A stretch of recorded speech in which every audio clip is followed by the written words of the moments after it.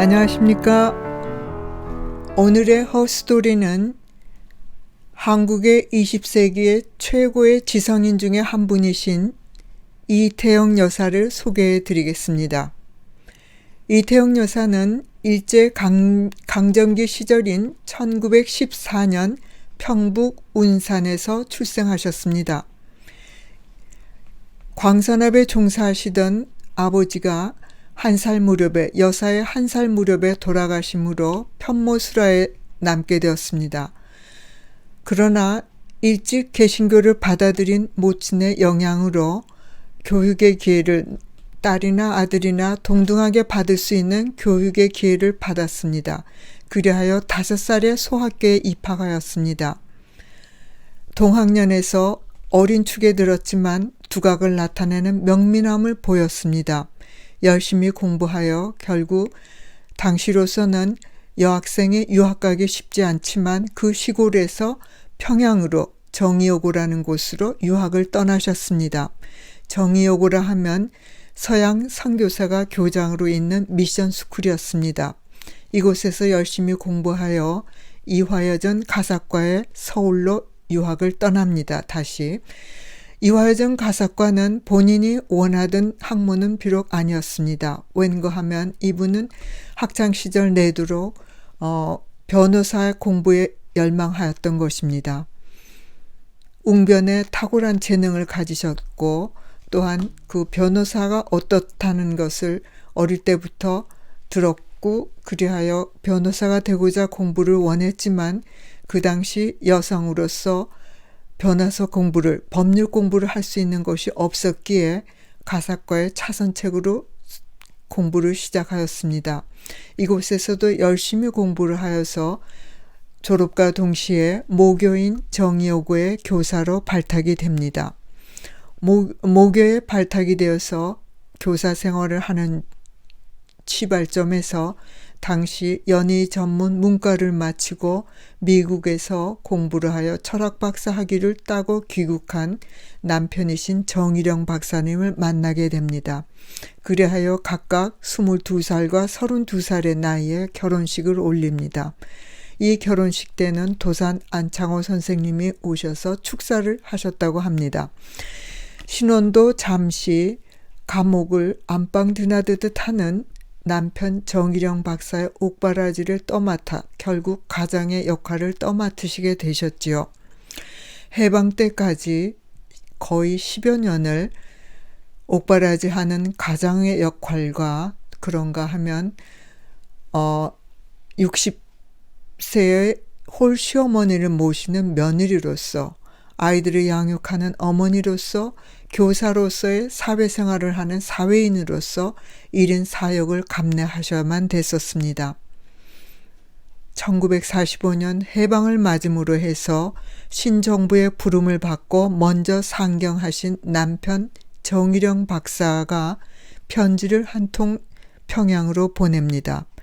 이 편지 한 통에 편지 한 줄에 오늘 우리가 기리는 이태영 여사의 삶의 단초를 여는 계기가 있었습니다. 그리하여 제가 오늘 짧게나마 일부분을 읽어드리겠습니다.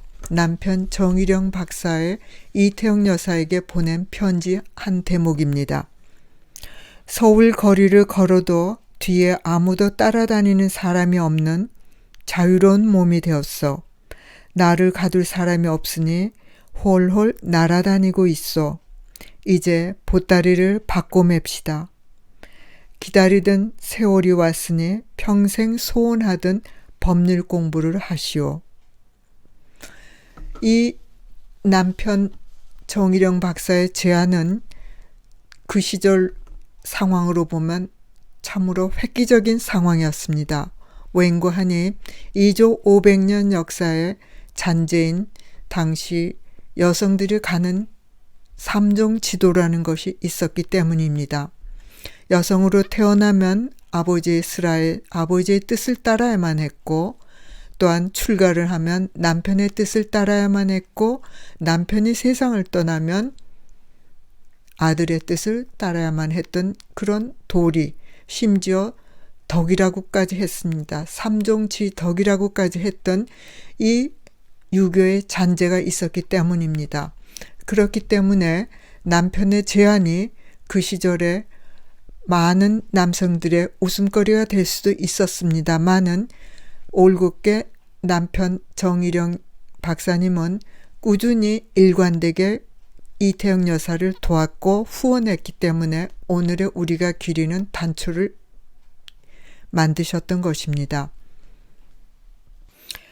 이리하여 1946년 서울대 법대 최초의 여학생이 됩니다.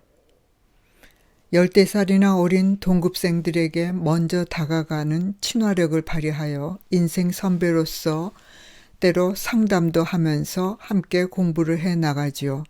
점심시간이면 남편의 품에 안겨오는 딸의 수유를 위해 약속 장소로 이동하여서 젖을 물리고 또한 아이를 들여다보면서 점심시간을 보내고 교실에 돌아가서 공부를 하게 됩니다. 이런 세월을 보내서 결국은 무사히 졸업을 하십니다. 졸업하자 유교를 맞지요.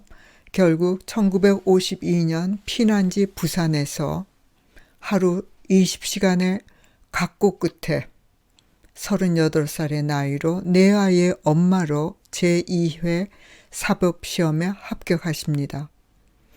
합격자들이 오늘날 하는 사법연수원에 입학하듯이 그 시절에는 6개월의 15시절이 있었다고 합니다. 함께 15시절도 마쳤지요. 6개월의 15를 무사히 통과했는데도 불구하고 다른 동기생들은 합격 동기생들은 모두가 법관에 임용이 되었지만 당시 이태영 여사만 탈락이 되었습니다.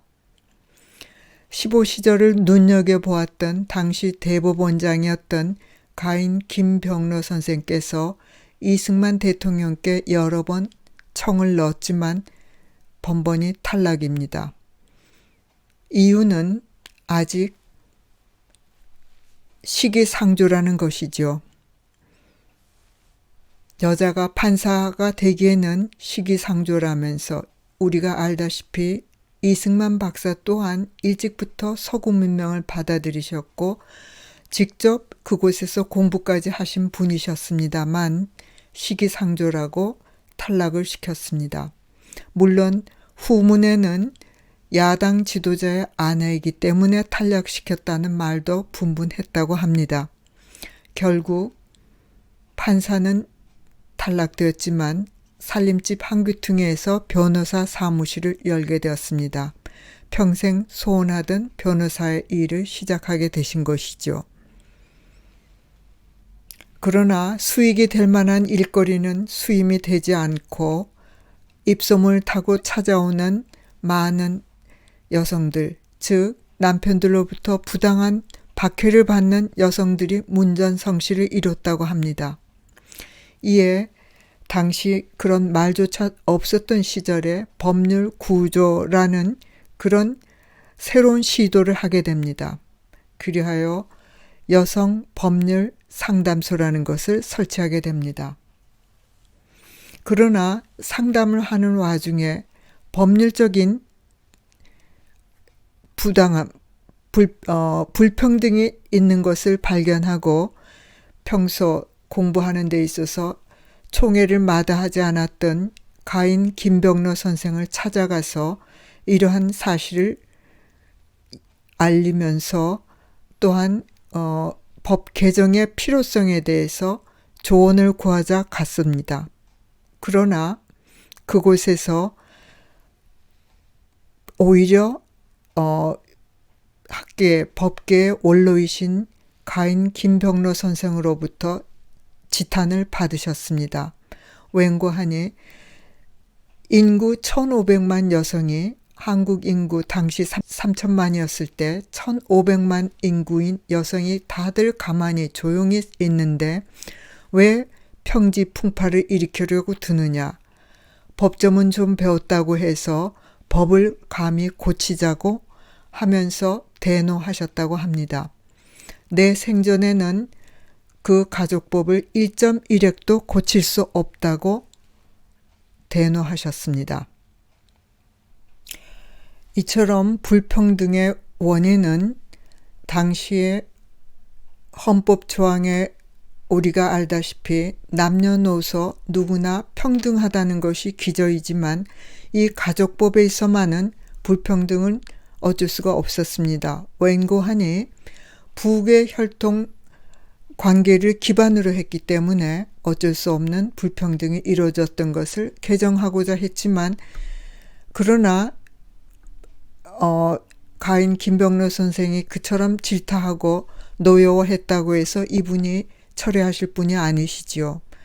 나중에 후학들에게도 후진들에게도 항상 하시는 말씀이 벽을 만나면 무너지지 말고 그 벽을 뚫고 나가라고 일렀듯이 본인 또한 언론계를 통해서 기고를 통해서 이런 사실을 알리고 개정의 필요성을 사회에 탄원하기 시작했습니다. 필요성과 당위성을 알리고자 곳곳에 강연을 다니시기도 하고, 그런가 하면 여성들의 목소리를 높이고자 여성들의 동지를 구협하여 여성단체를 조직하여서 조직적인 그런 운동을 전개하기 시작했습니다.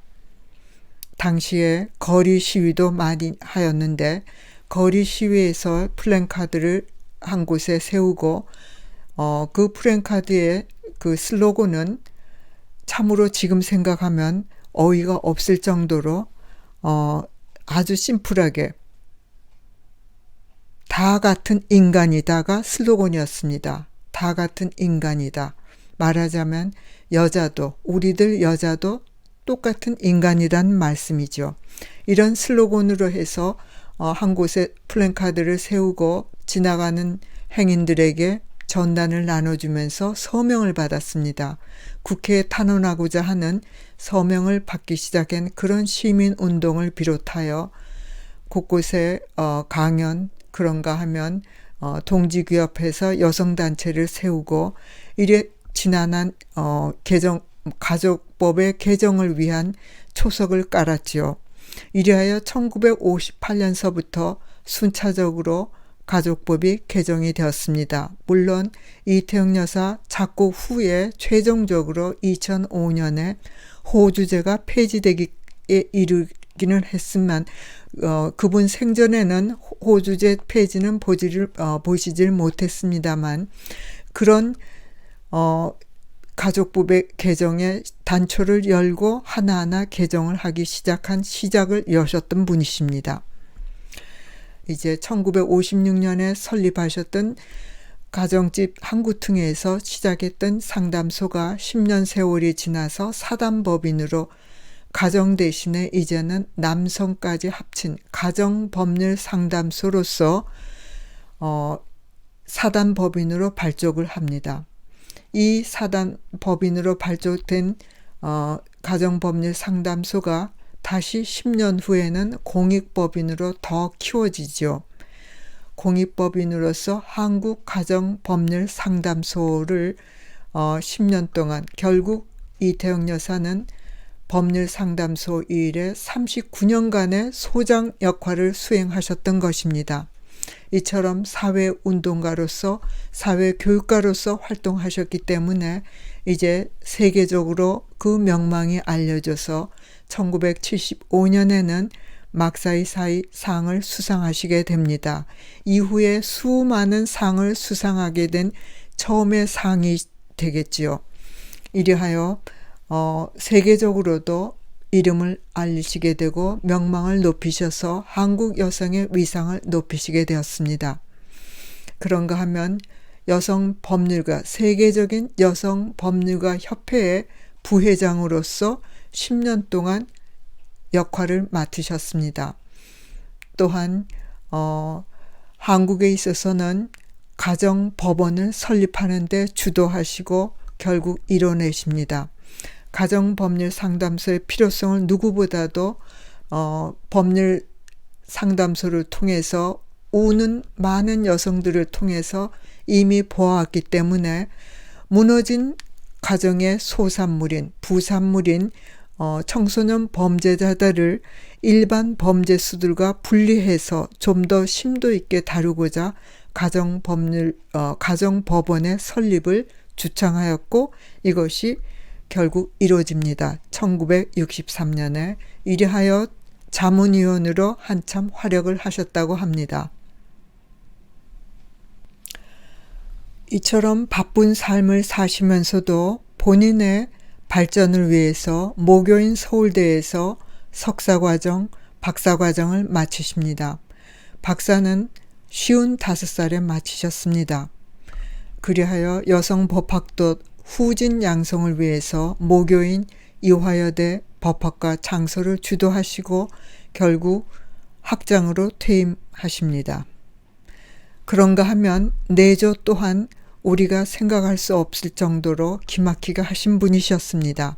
남편인 정일영 박사님이 2대 국회에 진입하고자 국회의원 출마를 감행하십니다. 중구에서 출마를 하실 때 그때 당시 상대 후보가 암탉이 울면 집안이 망한다고 폄하되는 연설을 하였습니다. 이후에 그 강단에 오른 이태영 여사는 좌중을 내려다 보시면서 여성이 암탉이 울면 집안이 망하는 것이 아니라 새벽이 오고 또한 달걀을 낳는다고 하였습니다. 그리하여 청중 가운데 많은 여성들의 환호를 받게 되었습니다.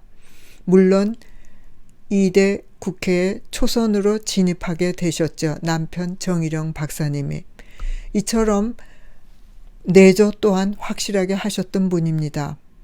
이후에 정일영 박사님이 9대까지 8선에 이르는 정치가로서의 입지를 굳히게 되는 데 큰 역할을 하셨습니다. 나아가서 아들 정대철 의원과 또한 손자 정호용 의원까지 3대에 이르는 정치가의 집안을 이루는 가운데 큰 초석을 깐 내조의 역할을 하신 분이시지요.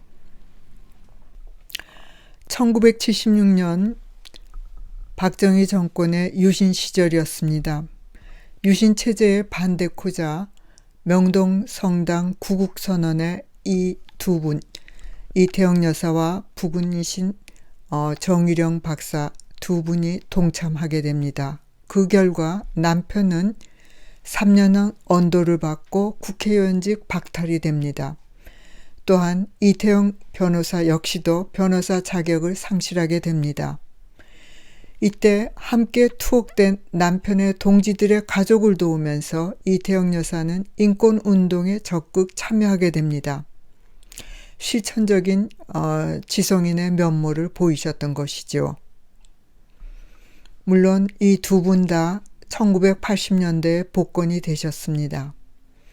1982년에 평생의 동반자셨던 남편 정일영 박사님이 세상을 떠나십니다. 남편 사후에 정치계에서 러브콜을 보냈으나 일제 사절하시고 오로지 그간의 여성들을 위한 활동에 매진하셨습니다. 20여 권의 저서를 또한 남기셨고요. 1990년도에는 국민훈장 모란장을 수상하셨습니다.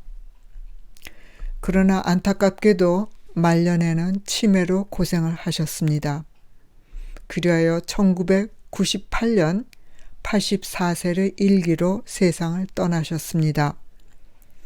먼저 가신 남편 정일영 박사님과 함께 서울 국립현충원의 제1유공자 묘역에 합장되십니다. 최초의 합장 부부가 되신 것이지요. 이러한 많은 공로를 우리가 볼 때 무엇보다도 가족법 개정에 초석을 까신 것을 생각하면 2005년에 호주제가 완전 폐지된 것을 못 보시고 가신 것이 안타까웠지만 이리하여 이런 모든 그 활동이 해외에도 알려져서 오늘날 우리가 잘 아는 구글, 세계 최대 인터넷 검색 사이트인 구글에서 2017년 3월 8일 세계 여성의 날을 기념하면서 구글 두두를 제작했는데 이때 전 세계 13인의 여성들을 13인을 선정하는 데 드셨습니다. 여성의 지위 향상을 위해 노력했던 13인의 여성 중에 한국의 우리 이태영 여사님 또한 뽑히셔서 그 활동을 소개코자 구글에 등재가 됐던 것입니다. 안타까운 것은 오늘 이 정도로 하는 것이 무척 안타까운데 웬고하니 가족법 개정의 조목조목 어떤 조목은 그 가족법에 어떤 조항은 빠지고 어떤 조항은 어떻게 개정이 되고 어떻게 바뀌고 한 것을 실질적으로 하나하나 소개해 올리지 못한 것이 심히 안타깝습니다만 오늘은 시간 관계상 여기까지 하겠습니다. 부디 팬데믹 기간을 잘 이겨내시길 빌겠습니다. 감사합니다.